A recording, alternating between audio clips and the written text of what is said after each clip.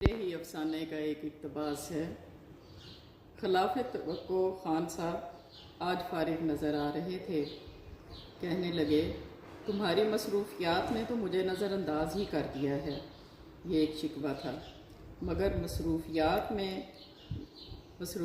में तो मैंने आपकी सरमहरी की अजियत से बचने के लिए बना ली है। उन्होंने जवाब दिया। वो हस्बे मामूल भड़क उठे। हर बात के लिए तुम मुझे ही मुरद इल्ज़ाम ठहरा दिया करो, इसीलिए तो मैं खामोश रहती हूँ कि आप खफा ना हो। वो मनमनाई। मेरे दोस्त अज़हर ने दूसरी शादी कर ली है। खान साहब ने उनकी तरफ देखा। वो इन्हीं की तरफ मुतवज्जे थी। खान साहब ने खाने की मेज़ पर पड़ी अशिया इधर उधर खिसकानी शुरू कर दी और वो उनकी बात मुकम्मल होने का इंतज़ार कर रही थी। अपनी पहली बीवी की इजाज़त से बरसरे मतलब आमदन। खान साहब ने पुरुमीद नज़रों से उन्हें देखा। वो सटपटा सी गईं।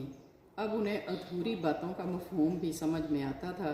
उन्होंने कुछ कहने के लिए मुंह खोला ही था कि अकब से गंभीर आवाज़ उभरी, आपने ऐसी हरकत की तो हम आपसे अलग हो जाएंगे। समझ लें कि मैं आपका बेटा ही नहीं। दोनों ने चौंक कर देखा।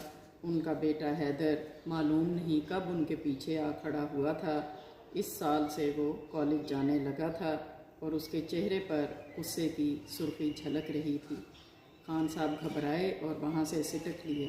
हैदर ने मजबूत बाहों में माँ को थाम कर अपने लबों से चांदी से बालों को छुआ।